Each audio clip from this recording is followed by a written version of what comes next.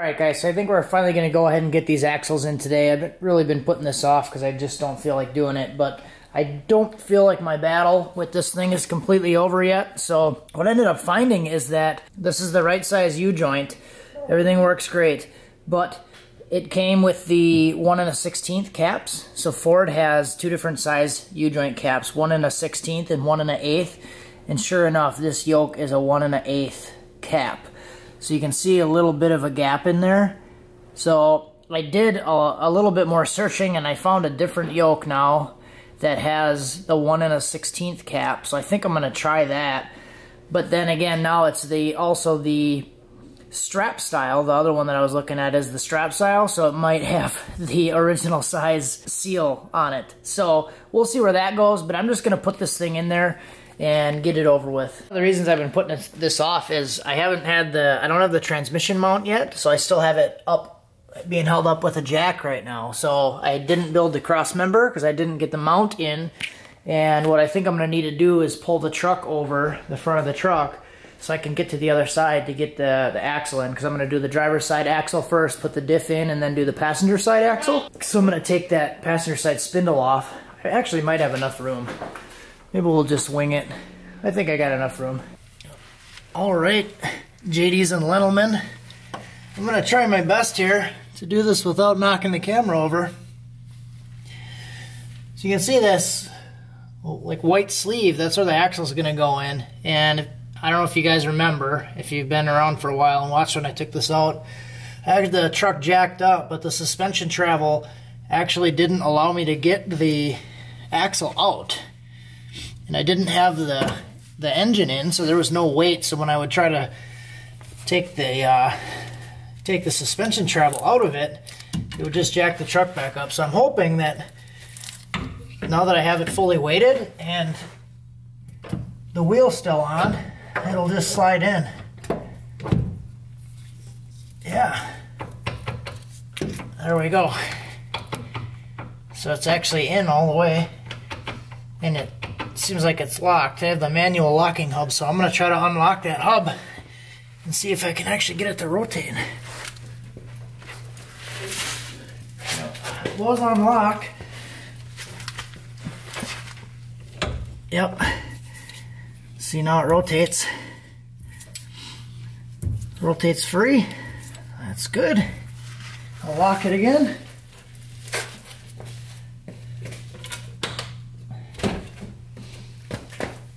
Just for good measure. Oh, it's locked, so that works pretty good. I'm probably just going to unlock it though so I can rotate it when I try to get the diff in. Alrighty. Oh, hi you guys. We're back at it. Gonna do some things. So I'm gonna try to crawl underneath this differential hole, and we'll have to shimmy it over and try to get the axle lined up. May have a little bit of a problem with getting this to line up. Let's try putting this down here first so I can get the axle in. There we go. There. That worked. It worked like a charm.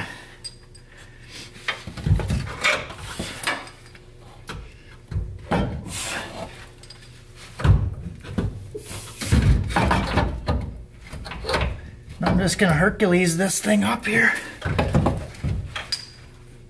Try to get the thing all lined up. Hercules, Hercules. Wait. Oh, not Hercules. Fucker.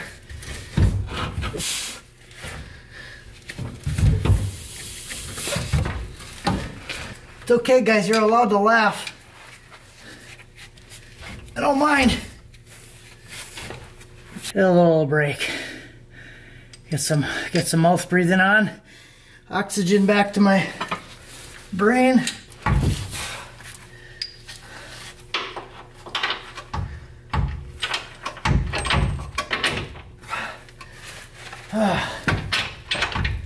There. Oh, it wasn't so bad. I had it pushed over a little bit too far to the driver's side, so it wasn't going in. Now it's in all the way. I can put the nuts on. Yeah, now I can put the nuts on. Alright, so the last bolt I have is up here. There's like a little, kind of a weird nut thing with a hook on it up there that connects into the framework. So get this thing tight and we should be ready to start putting the passenger side in.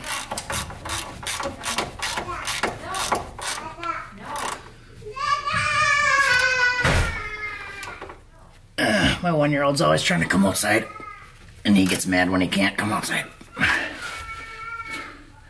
In his pajamas with no shoes on.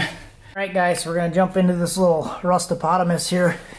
I got the axle in already, but I'll just give you guys a little rundown of what I did. So, just disconnected this ball joint, and the reason I did it with the passenger or driver side, then diff, then this side, the passenger side, because I recently did this. So I had this all apart like less than a year ago doing wheel bearing, and then I also disconnected this to take the axle out. So this I already had to bust through, you know, almost 20 years of this thing rusted and being bolted together. I did it about a year ago, so it came apart really easy. So I took the little bolt out, whacked it a couple times, and then it fell right apart instead of having to fight with it for an hour or so. That's why I wanted to do it this way. I knew it would save me some time. So just took the brake caliper off, spindle dropped forward. I didn't even have to disconnect the tie rod this time. So got the axle in there, and this kind of makes me think this is like the vacuum line for the vacuum locking hubs.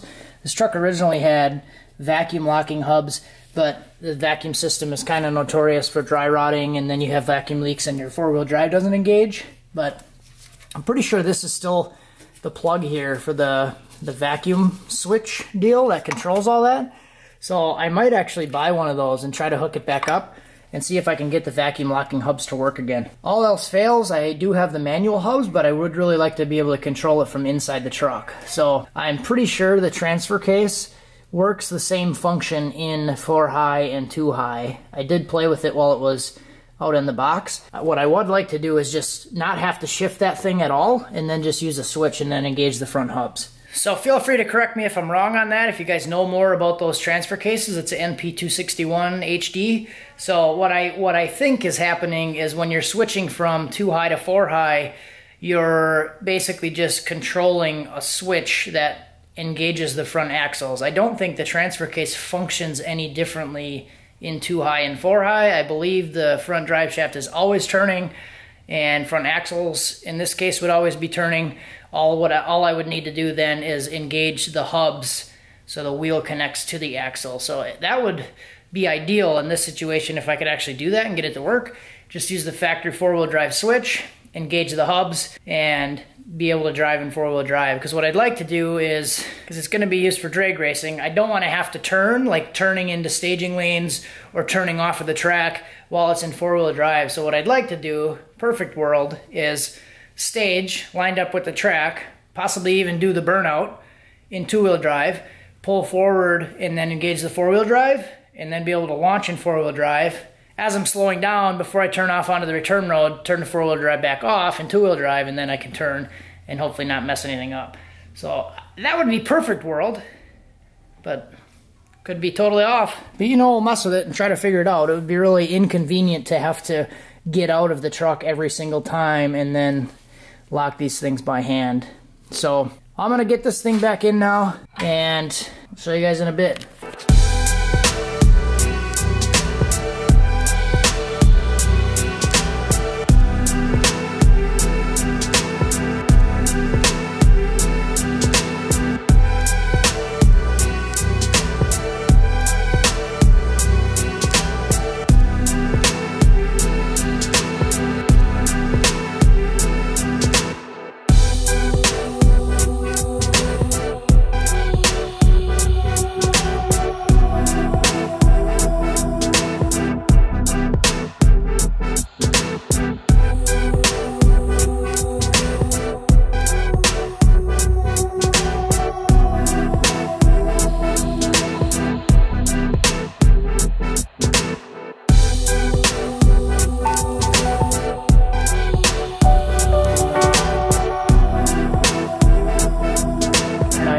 the control arm back up so the axle's in there straight, and then I should be able to pop this thing back on.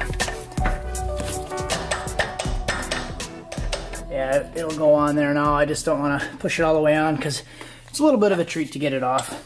So let's see how there's like free play in this axle. So that snap ring will push this thing out and then hold it in place. So here's what this locking hub looks like. It's got a lock position and a free position.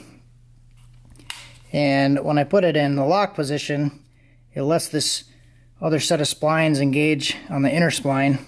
And when I put it on free, it pulls that other set of splines away. So now this one can freewheel inside here. So front axle will be turning all the time, just won't be engaging the wheel. And then when I put it back into lock mode, you can see that outer set of splines engages the inner set, and then this outer set here engages inside this hub. So that's what will drive the wheel. So vacuum locking system is basically the same thing. It just moves this little guy in and out using vacuum. Also supposed to be a little dust shield inside here, so I'm going to leave the wheel off for now, and I'm going to try to see if I can find that little dust shield part locally. It was all rusted out, so I just threw the other one away. But that's what it looks like on this side. See, it's just this little flange that kind of bolts on there. I don't really know if it's protecting much, but I'm going to try to find it and put it back on if I can get one locally. So that's it for this one, guys. Got the axles in. This thing's getting closer and closer. Off camera, I did find another yoke that has the same hub diameter, the 1330 and the 1 1/16 cap size. So I found it O'Reilly's, and Advanced Auto Parts didn't have it, but AutoZone did have it, so they're ordering that thing. They said it'll be here in like 2 days, so I'll be able to put that thing on there. It's going to work with the same pinion seal, and we'll be good to go after that. So next video, I'll probably be working on getting the U-joint and stuff in there and mocking up the drive shaft, because all I'll have to do is pull that yoke back off and then throw the drive shaft back in. I also did order the dust boot. There's like a rubber boot on there. I found one of those on some drive shaft website. That was like 17 bucks for that thing. So I will get the dust boot on there. And yeah, hopefully you guys are enjoying the videos. I know this stuff isn't really a whole lot of exciting. I know you guys like seeing driving and breaking stuff and whatever, but this stuff's kind of fun too, right? Hopefully you enjoy it. Thanks for watching. Have a good one.